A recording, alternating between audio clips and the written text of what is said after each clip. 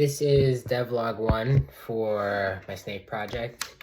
Even though I've already done a lot on it, I haven't taken any logs for before this, so this is technically the first one, even though it should be like the third one maybe.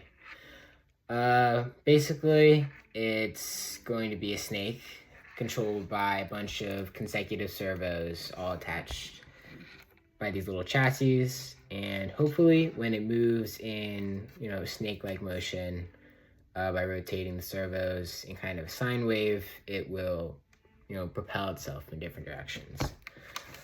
In order to do that, I had to obviously make little containers for each of the servos that also connected to other containers.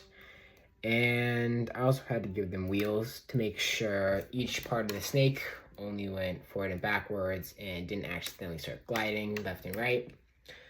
I'm probably going to attach rubber bands to these so they have more traction to make sure they don't slide left and right. But the hope is that when you add the rubber bands, they don't slide left and right, but they still allow the wheels to turn.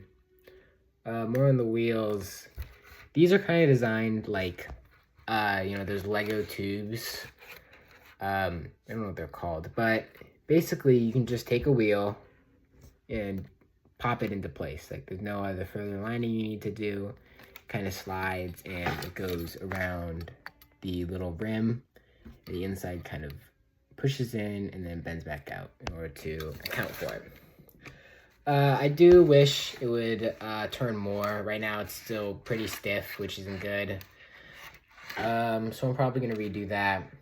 But past that, the next steps are basically just getting more of these in line, programming it. But like next step is going to be figuring out how to put a microcontroller on this and wire it all up together. You're designing the chassis to hold a microcontroller and obviously fixing the wheels. But yeah.